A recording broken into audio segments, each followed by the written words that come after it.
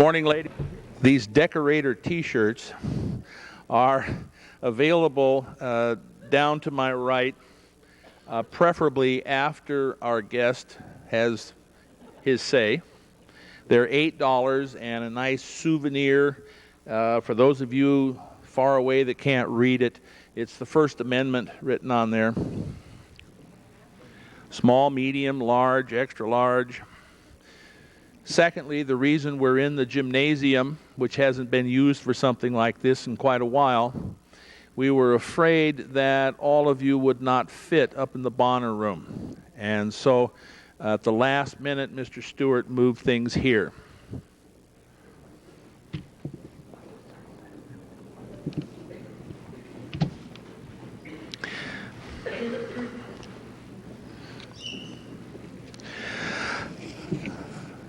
Our speaker today is the former pastor of Our Lady of the Lake Catholic Parish, McCall, Idaho, and also of St. Pius X Catholic Parish here in Coeur d'Alene. He truly has come home. He received his bachelor's degree and first master's degree from St. Thomas Seminary and an additional master's degree in religious education from Seattle University. In addition to his church duties and other local civic duties, Bill became spokesman for the Kootenai County Task Force on Human Relations, the group that courageously stood up to combat racism, hate, and violence that emerged during the 1970s and 1980s in North Idaho. While serving with the task force, Bill received death threats and narrowly escaped injury when his home was bombed by members of the neo-Nazi movement. Because of his work in human rights, Bill Wassmuth was named the Idaho Statesman Citizen of the Year in 1987. He was the recipient of the Leo J. Ryan Commemorative Award from the National Cult Awareness Network in 1987 in recognition of the fact that he established the first Idaho Cult Awareness Center. He also received the Coeur d'Alene Chamber of Commerce Distinguished Citizens Award in 1985. Bill Wassmuth is the former president of the Northwest Coalition Against Malicious Harassment and presently serves as its executive director. Bill Wassmuth will address the role and influence of religion on the freedom we enjoy in American society today. He will identify religious movements that have supported individual freedoms as well as those movements that have urged greater censorship. Ladies and gentlemen, please welcome Mr. Bill Wassmuth.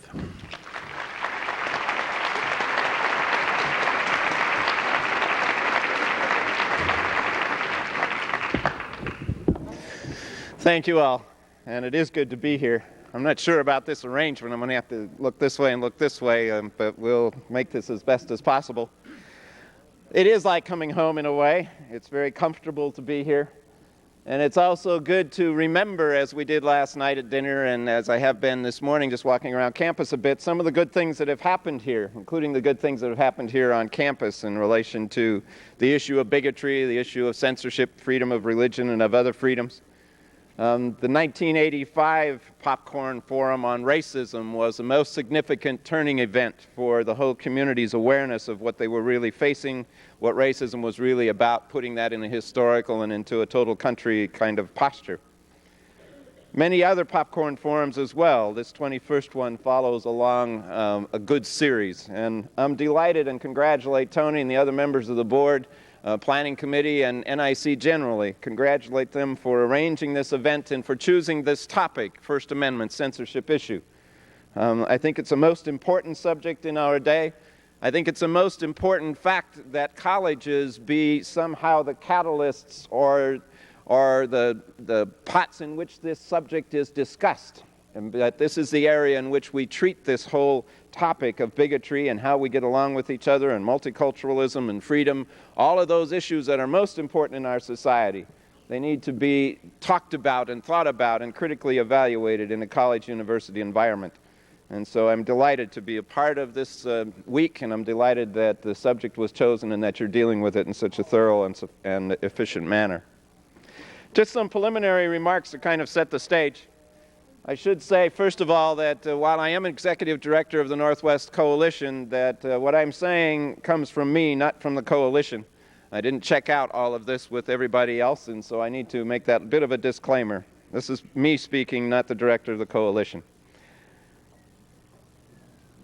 I think it should be apparent to you, by way of preliminary remark, those of you especially who have attended previous events these days, that this whole issue of First Amendment freedoms and censorship is a very complicated one.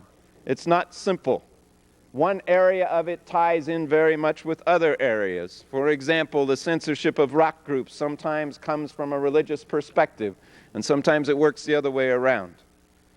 That it should be more apparent that when freedom in one area is diminished, freedom across the board is diminished. When the diminishing of the freedom of press really does diminish freedom of religion. Diminishing freedom of one person diminishes the freedom of us all. So I'm going to deal with how censorship diminishes religious freedom in our country and how religions sometimes diminish individual freedoms as well. And I'll leave it up to you to make the connections with the other areas that have already been discussed in these last days. I didn't have the benefit of hearing all of the previous discussions, a little bit of yesterday's, but not of the previous days. I'm sure you've gained some excellent insights, and I hope that they start coming together as this week goes on. But we're dealing here with a tapestry, and a tapestry that comes together the freedoms of our country and of our people, a tapestry that comes together only when all of the different pieces are in place. And a second kind of preliminary remark. We do live in a religiously pluralistic society. That's a fact. But sometimes it's a fact that we sort of gloss over, and so I think it needs to be pointed out and stressed. We have no official national religion. We have no religion that really is American. Sometimes we act like we have one, at least unofficially. Sometimes we speak of this as being a Christian country. But we need to remember that we are a pluralistic country, religiously pluralistic. Just some numbers to kind of get this thing factually stated. 147 million of the 250 million people in the United States profess to belong to a religion. 138 million of those say that they are Christian, in literally hundreds of different denominations. There is great diversity amongst that group, from conservative to liberal, from those with a perspective that would focus their religion on otherworldly issues to those who would focus it on creation theology and very much this worldly issues. There are 6 million Jewish people in the United States. There are 2.5 million Muslims. That's the fastest growing religion in our country currently. 100,000 Buddhists, 500,000 others. And there are 100 million plus people that do not belong to any religion in our country. And in the context of freedom of religion, in the context of the First Amendment, we need to include them. The freedom to believe or not to believe is also guaranteed by that First Amendment.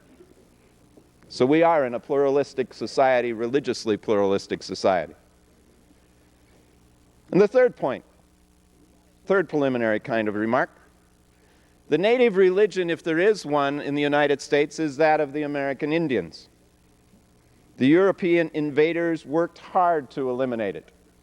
The assimilation activity of the Caucasian part of our government and the Caucasian part of our society not only wanted to eliminate the Indian culture and attempted to assimilate that through all kinds of oppressive means, but they wanted to eliminate native religion as well. But we need to remember that if we want to get to the original religion of this land, just as if we want to get to the original culture of this land, then we need to look to the Indians, not to that which was brought over from Europe in relatively recent years, the last 500 years. So it's a perspective question here. For European Christians, this was a new world discovered by Columbus.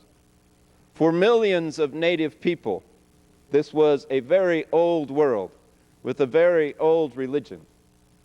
And as we approach 1992, the quincentennial celebration of the arrival of Columbus, we need to do that in context, realizing, talking about, discussing what really happened, rather than just viewing this from the perspective of the dominators.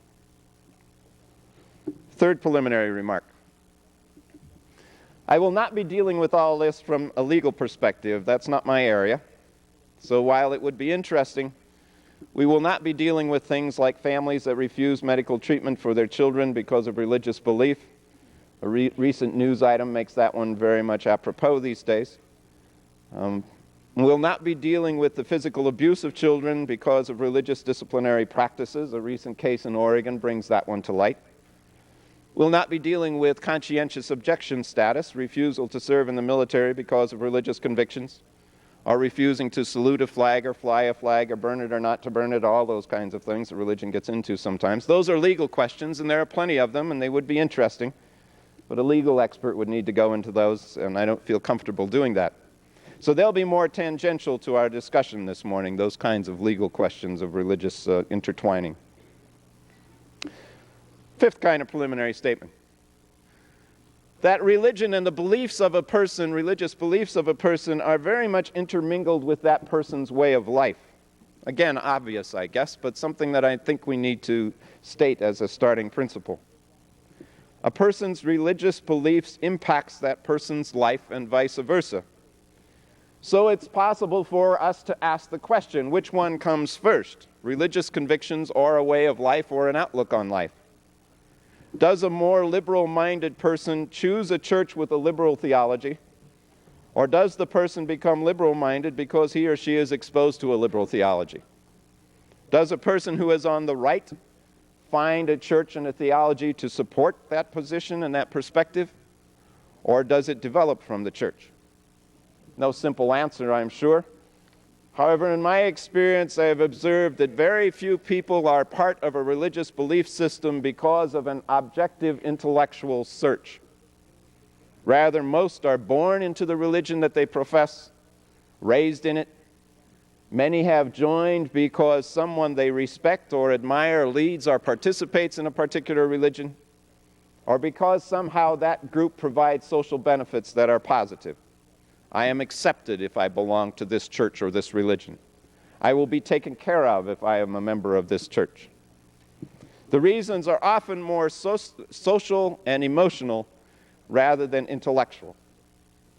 And hence, to be able to sort out in a scholarly or sort of scientific manner just how religion impacts the decisions of an individual is difficult at best, perhaps even impossible. And lastly, I see my task here this morning as one of raising issues and raising questions, not necessarily providing all the answers. And you can see that as an escape and a cop-out if you want, but that's my perspective. If the question is, at the end of the day, framed more adequately and more clearly, then I am satisfied that I've done my job. Not necessarily more simply, because the question is very complicated. And we might well end up this morning complicating it even a bit more. The point is that we continue as people, as citizens in this land, that we continue to search for a greater understanding and a deeper grasp of this whole issue of freedom of speech, freedom of religion, the other freedoms that are guaranteed to us by our Constitution and the amendments to it. That we continue to search for a deeper understanding, rather than somehow become frustrated because we don't have conclusive answers. In our society, these searches for freedom and justice will continue to be a tension-filled sort of search. And it's only when we have said that we found the conclusive answers that I will start to worry, because those will be too simplistic, and those will be answers that will not have taken into question the whole issue. So with those out of the way, let's get on with the First Amendment in relation to religious censorship. The First Amendment says, as you know, Congress shall make no law respecting the establishment of religion or prohibit the free exercise thereof. So when is the free exercise of religion prohibited or diminished? When are believers the victims of intolerance or censorship? There are the obvious situations. Persons harassed because of their religion and therefore not as free to practice it as they should be. Jewish people, for example, in our country. 1,685 anti-Semitic incidents nationwide during 1990, according to the recent Anti-Defamation League of B'nai B'rith report. 927 of those were acts of vandalism. 758 were incidents of harassment, threats, and simple physical assaults. The freedom of Jewish people to practice their religion is certainly inhibited by that kind of statistics. The Native American people, it's already indicated, the attempts historically to assimilate and to thereby undo their culture as well as their religion. And that harassment continues, often belittling their religious beliefs, making them sideshow pieces. And in some cases now, Native American people practice their religion secretly so that it is not somehow cheaply imitated or co-opted by those who see certain practices of it to be trendy or cute. Religion belittled, much as the Indian culture has been belittled, removes their freedom to practice it. The Islamic people, especially now with the Persian Gulf situation, sometimes that's national bigotry, anti-Arab, but sometimes it's religious as well, anti-Islamic, anti-Muslim, diminishes their freedom. Besides those very obvious situations, I think there's some that are more subtle. When practices are perceived to be out of the mainstream and then somehow exited from our society. The members of the Church of Latter-day Saints, the Mormons, laws written in states, including Idaho, that diminished their freedom to practice their religion. One such law only fairly recently removed in Idaho. Article 6, Section 3 of the Idaho Constitution forbade any person from voting who is a bigamist or a polygamist or is living in what is known as a patriarchal, plural, or celestial marriage. Mormon marriages are celestial marriages. They were not allowed to vote, according to this constitutional statement in the Idaho Constitution. Now, that was never implemented because it was against the federal law. But it was part of Idaho Constitution until it was overturned in 1982. And estimates are that close to one-half of the non-Mormons who voted on that issue in 1982 favored keeping it on the books. A no-mo club has been formed at Centennial High School in Boise. Reflects anti-Mormon spirit that still exists there. Wicca, a religion that is home for the feminists of our society especially. The practices and beliefs there are seen as different and therefore worthy of oppression, and they are oppressed. That comes home to roost with us. Several years ago here in Coeur d'Alene, we were holding an open meeting for the leader of Wicca to explain more about what their beliefs really were. At least one church refused to let us have that meeting in their church building. In the state of Oregon in the 20s and 30s, laws were passed, influenced by the Ku Klux Klan, to eliminate Catholic schools because of terror connected or misinformation circulated that somehow saw those Catholic schools as isolationist. What are they teaching them in there anyway? Kinds of stuff. Example of anti-Catholic sentiment, anti-Catholic bigotry, that really lasted and still exists in some places. It really lasted until the election of Kennedy as President of the United States. Or more subtle discrimination that also diminishes people's freedom to practice their religion. The issue of crib scenes in public places at Christmas time. Is having those scenes on public property, is that diminishing the freedom of worship of non-Christians who don't believe that? Or is not having those scenes on public property diminishing the freedom of worship of those who do believe it? Or in our schools, the lack of sensitivity at times to students who are not of the Christian faith. What did you celebrate on the Easter holiday as a show and tell kind of thing for students, when it's not a holiday for some of the students in that class? Or Christian prayers at public gatherings, or should there be prayers at all, reflective of understanding of those who choose not to believe in a superior being? Or the subtle thing when Christian is identified with good, as in that was the Christian thing to do, when really what the speaker means is that was the good thing to do. What does it mean when we say that was the Islamic thing to do? Or that was the Jewish thing to do? We haven't equated those with good in the same sense we equate Christian with good. So it's obvious, I think, without going into more detail, and you all can come up with your own examples too, that in our society there are still numerous situations in which the freedom of religion is diminished through the actions of others in our society, even sometimes through government action. And certainly the direct acts of harassment and intimidation are such, the incidents of anti-Semitic bigotry that I mentioned, for example, but also the more subtle ways that somehow suggest and promote the posture, the attitude that this or that religion is frowned upon, is prohibited, and therefore the freedom to practice it is diminished. So who are the perpetrators of all this? Well, unfortunately, frequently, it is believers of different faiths oppressing each other. It doesn't come from outside religious circles. And so into the second area. When do religions and people of religion diminish the freedom of religion of others and other freedoms as well? When are they the perpetrators? Well, historically, we can come up with situations very quickly. The Inquisition, where the witch hunts and the heretic hunts, where hundreds of thousands of people were persecuted and killed, especially women were killed, all in the name of God by the Catholic Church. The Queen Isabel of Spain, who at the same time that she was sending Columbus across the oceans, was killing and expelling the Jews and the Muslims from Spain. And her envoy and subsequent people that she sent across the oceans, Columbus and the other followers of his, were destroying not only cultures when they arrived here, and not only killing millions of people, but they were destroying religions and religious beliefs as well, all in the interests of bringing Christianity to a barbaric and pagan people. But Catholics haven't had a monopoly on this in terms of Christians. Other Christians have done so as well. Ireland is a current case. There have been others in other religions too. The persecution of the Dalai Lama is an example.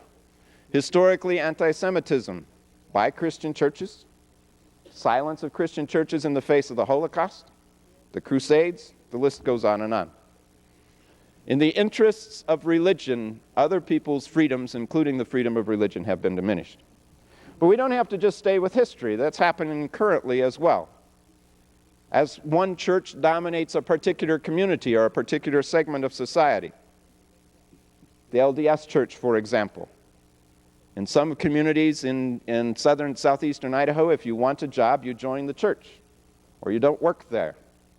Teachers in some southeastern school districts must belong to the LDS Church. We debated that with the superintendent of schools, and he said that's just simply the way it is in those areas. Or sometimes vote as a political bloc. Certainly diminishes the freedom of others to practice their faith in those kinds of communities. Or the anti-LDS sentiment that it has been identified as a destructive cult by some Christian churches. In 1988, a study that was done by Boise State University identified the level of tolerance towards others in Idaho, and the tolerance of non-Mormons towards Mormons was very lukewarm, much lower than in other kinds of categories. What I referred to already, the way that article in the Constitution was overturned in Idaho, the no-mo clubs. The LDS Church has certainly been a victim of that kind of bigotry and continues to be so today. Or efforts by some to impose their religious beliefs or the conclusions of their religious beliefs on others. And here we get into some very sensitive efforts. But I think we need to throw them up into discussion. We need to clear the air. The abortion question may or may not be such an issue. If a person or a church argues against abortion because they say it is God's will or God's law, then I would suggest they're imposing their religious beliefs on others in our society. If a person argues against abortion because of the rights of persons, born or unborn, or because of basic laws, or because of some other basic truths, then I think it's not the imposition of religious beliefs. Probably the words used give away the arguers on both sides of this issue. Are they rational arguments, or are they God's will kind of rhetoric?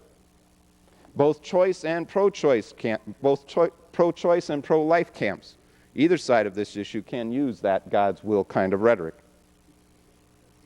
Or textbooks in schools or other school issues. Obviously, when a group controls and allows only books with a Christian perspective, such as history books that center all of history around Christian Europe and put down all other religions, that's an obvious case of censorship on religious bias entering into the school systems. Less obvious, but still true, when a group gains control and eliminates books that contain materials that go against their religious beliefs. And I think we need to look at things like the Impression series question in this kind of light. Is the attack on this textbook series coming out of a particular religious perspective? If so, is it imposing a religious belief or the conclusions of a particular religious belief? And if that's true, is that not censorship? And I think an important follow-up to that question is when a particular religious group successfully imposes its choice on something in the public schools, isn't it expected that they will continue to impose on other things in that system until they are stopped? A religious group represents a particular point of view. The school system responds to many points of view. The religious group will attempt to impose its point of view because it sees its points of view as the best, or as God's point of view, and its system of values to be most in accord with God's will. It will not promote a pluralistic religious perspective. And so again, like the abortion question, the basis of the argument is important. If the book choice is based on constitutional or rational or legal arguments, then not a violation of freedom of religion. But if the book choice is based on religious convictions of a group of people, even if that group is the majority, then it can be a violation, because it is one group imposing its religious convictions and its conclusions of its convictions, thereby diminishing the freedom of anyone else of a different religious perspective. Sex education, another area but the same issue. Religions have always had a lot to say about sex, and often they want their perspective of sex to be the one that pervades throughout society, especially in the schools. And you've seen some of this in your previous discussions this week.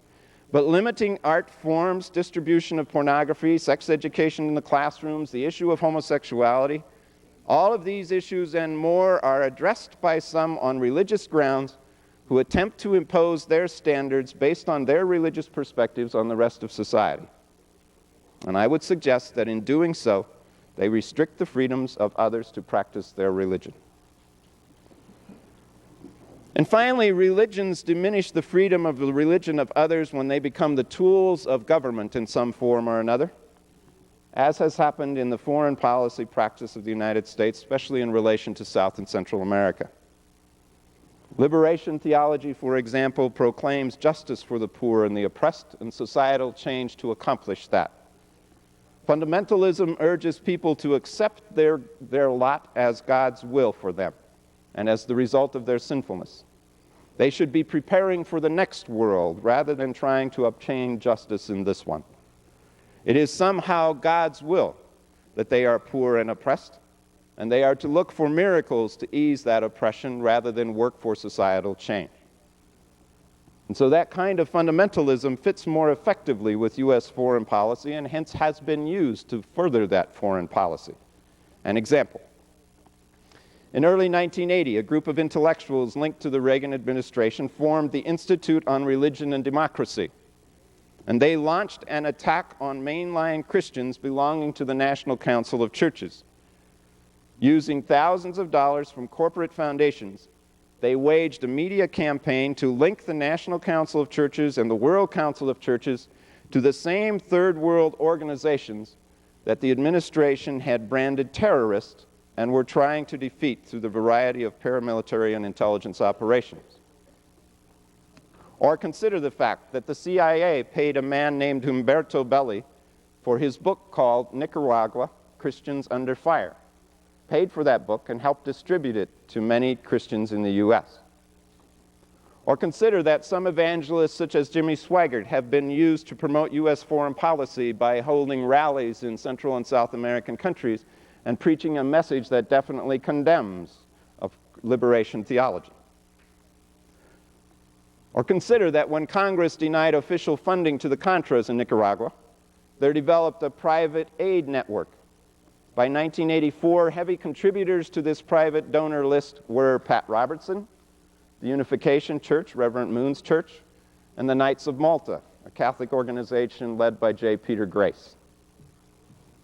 A good book on this issue, if you want to read more about it, is called Spiritual Warfare by Sarah Diamond. It's got some good data on the misuse of religion and the furtherance of a foreign policy that includes the diminishing of freedoms of people in other countries, including their freedom of religious belief. My point here is simply to point out that when religion is used by the state to further its goals, or when the state is used by religion to further its goals, then the freedoms of people are diminished as a consequence. The examples I give come from the political right. The same point would be true anywhere on the spectrum, I suggest. At the present time, though, in our history, it seems to me it is the politics of the Christian right that we need to be concerned about, because that is where the most serious efforts to impose control are coming from. The fact is, the politics of the fundamental religions throughout the world should be of concern to us. One of the unfortunate fallouts, and in my view there are many, but one of the unfortunate fallouts of the Persian Gulf War is that it sets the stage for control in the Arab world to be placed more strongly in fundamentalist Islamic hands. And that's not a good omen for human rights in that part of the country. So in conclusion to this part, tried to give some examples how freedom to practice religion is limited by elements in our society. Incidents are obvious, they're clear. There are some that are more subtle, and that religions themselves limit the freedom of religion as well as other freedoms for people throughout our world, throughout our country. This is a fact of life. It's just part of reality in our country right now.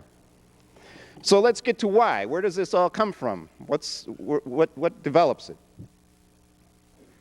I guess it's natural in a way.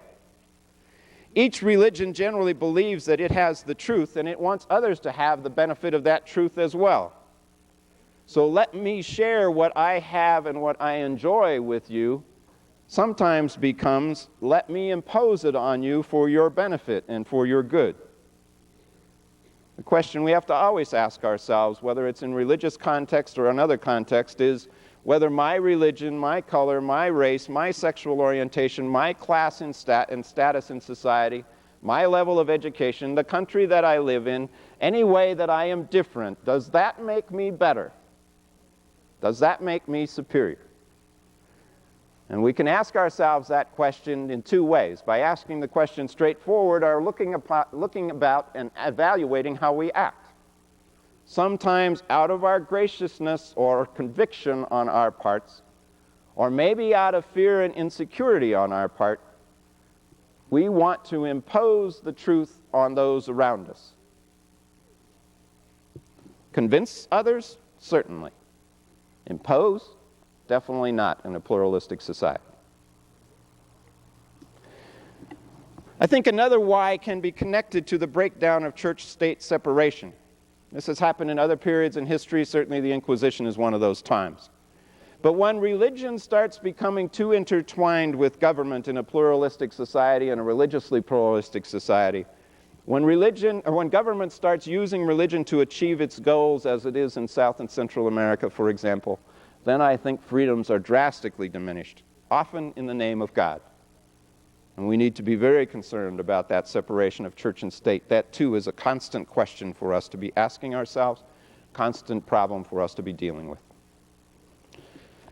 Or when religious groups seek the goal of government control. The LDS Church, for example, the Mormon Church, for them the United States is the promised land, in a way, and the U.S. Constitution is seen as a somewhat divinely inspired document. And at least for a fundamentalist Mormon, the perfect society is one where religious leadership and government leadership are one, where religion supports the state and state supports a religion. Whether or not this is the intention of official Mormon leadership, and I think the LDS Church has been and needs to continue to be self-critical about this, it is still a fact that in some communities, especially in southeastern parts of the United States, that this takes place. that local leadership, government control, and church control are in the same hands. The more fundamentalist Mormons want a commonwealth, a religious commonwealth society, as do the followers of Reverend Moon. When a particular religion seeks in a community or in the whole country that kind of intertwine between government and church, I think we have some real prospects of diminishing of freedoms. The Christian patriots do much of the same sort of thing. The U.S. is the promised land. The U.S. Constitution is inspired. For them, perfect society is religious leadership and government leadership are one. Pastor Butler is an example of that. The differences from the Mormon perspective there are also very clear, however, because the Christian patriot perspective would see anti-Semitic incidents all over, that they are anti-Semitic in all cases. They are racist in many cases as well. For most Christian identity believers, Christian patriot believers, the perfect society is only a white Christian society. Now that's an extreme situation, and we'd say few people believe that, and that's true. But there are variations on this theme throughout our country. In God we trust sometimes becomes in my God we trust, but not yours. My God is God for this country, not yours. Did your God bless the Persian Gulf War? Billy Graham's did. I suggest that we listen very closely to administrative rhetoric about this war. That somehow the tone has been set that this is God's war and that we're on God's side. Well, it's always natural for us to want to put God on our side. That's a good tendency to call him in on our side. We do that in football games and other kinds of events too.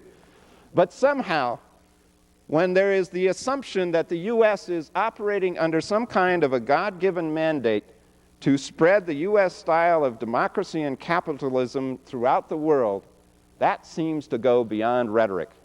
And that seems to be the foundation for some of our actions. Listen to these words from the founding statement of the Institute of Religion and Democracy in 1980. God has made no special covenant with America as such. However, because America is a large and influential part of God's creation, because this is a land in which God's church is vibrantly free to live and proclaim the gospel to the world, we believe that America has a peculiar place in God's promises and purposes. Doesn't that sound like that's giving us a divine mandate? Doesn't that have a familiar ring to it sometimes when we hear elected official leadership speak on this issue?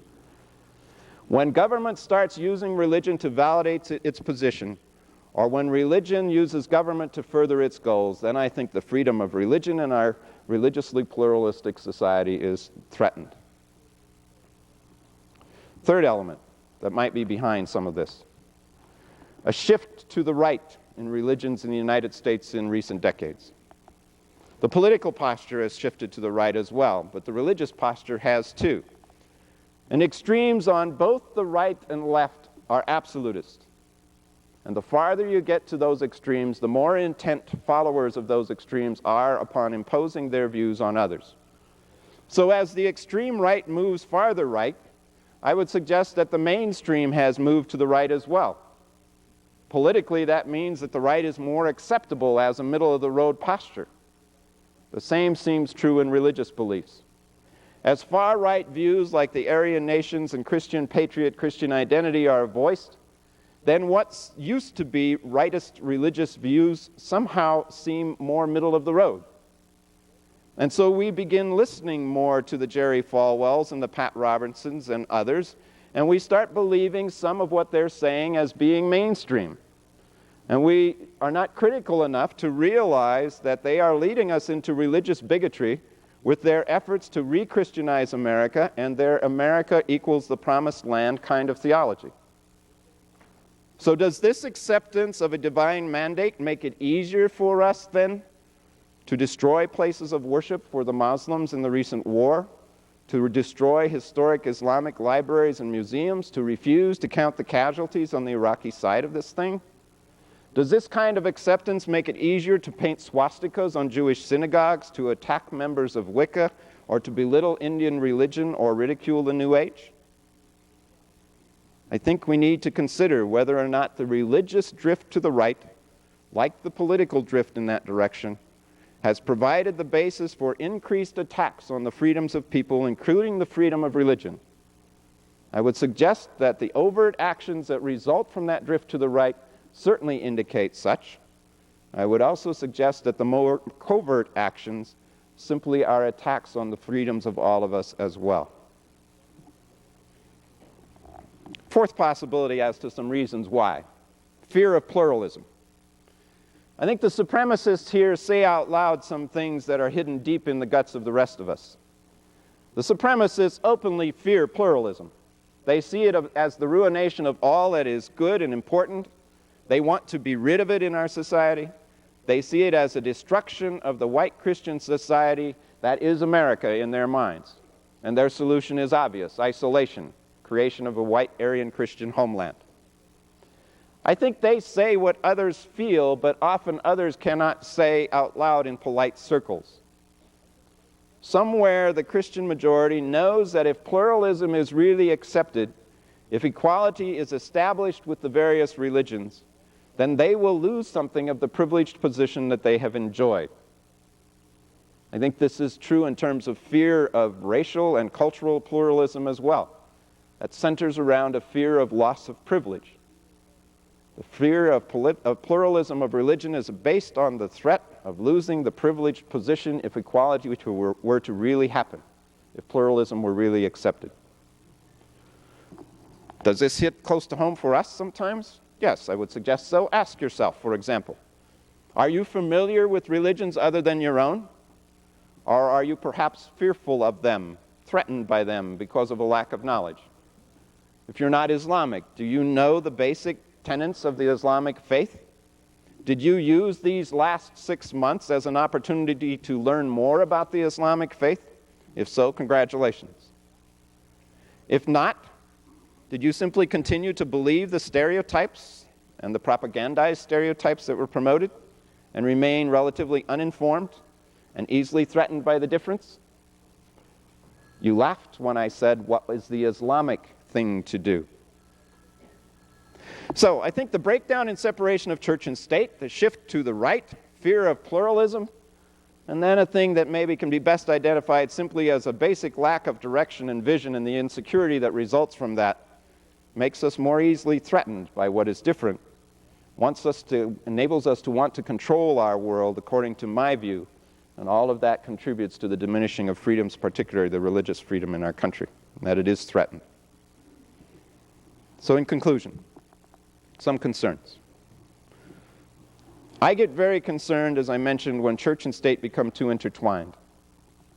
Especially when those people who think that the perfect society is one in which the religious leadership and the political leadership are the same, when they start making some control efforts. I'm concerned when Christian identity people run for school board positions as they did in Ronan, Montana last spring, or when bigots like Jesse Helms and David Duke can be elected by our populace. I am concerned when reverends run for president of the United States, especially when it seems to me like the candidate's intention was to impose his religious beliefs on society, as in Pat Robertson's case. We had 2 reverends running last year, our last election time, 2 running for president, but it appears to me that Robertson was more intent upon imposing his religious beliefs than Jackson was. In a memo to his campaign staff, for example, Robertson issued this admonition to them to rule the world for God. Majority decision does not eliminate pluralism. The election process is not the elimination of pluralism, and we need to remember that. If a fundamentalist Christian is elected president, or if a person of Islamic faith or Jewish faith or Catholic faith or Mormon faith or any faith is elected to be president of the United States, it will be that person's responsibility to preserve freedom of belief and equality for all persons, no matter what their religious beliefs are. A majority electing a particular religious belief-based person doesn't mean that that's the position that can be imposed. And I am also very concerned about the drift to the right. Yes, it is cyclic. Some would say it happens every 30 years. And yes, we will, as a society, change from this drift to the right. The pendulum will swing back. But I think it cycles because level-headed people become concerned and do something about pulling things back toward the middle. And so I think we should be concerned. Extremes to either the right or the left tend to absolutism. The farther to the extreme, the less tolerant of difference. I think we need to be concerned about the shift to the right, including the fundamental religious shift, because in my view it is breeding bigotry on many fronts: race, religion, sexual orientation especially, but others beyond those three as well. So my challenge to us: I believe very much that societal conditions, economically, demographically, and others, will provide the fuel for more bigotry in the immediate years to come. And I very much believe that only serious efforts will maintain freedom of speech and belief in our country. The butlers of the world have the right to believe what they choose, just as I do. But we must oppose efforts on the part of anyone to impose their beliefs on anyone else, especially when that will restrict other people's freedoms and their actions, such as Butler's intents would be to limit the freedom of people of color and Jewish persons. I think preserving freedoms in our day will demand serious work and very critical thinking, and will demand people who can think beyond just what is shown to us on the news on primetime television. And I again applaud those of you who were responsible for arranging this symposium and those of you who are attending this symposium, because I think you are testing yourself with some critical thinking and doing some serious work. And I think we must make brave stands for creative new ways to solve the huge problems that are facing us on this globe. And I think that the domination and force model that we have just recently seen an excellent example of, including those domination and force models that are based somehow on God's will simply not work. A new kind of partnership amongst nations, amongst religions, amongst the sexes, amongst people generally, a new kind of working partnership with the environment is absolutely necessary if we are to survive with the billions of people that we have on this planet in our day. And so we are back to Rianne Eisler, who started with you on Monday, and that's where I'll end. Thank you very much.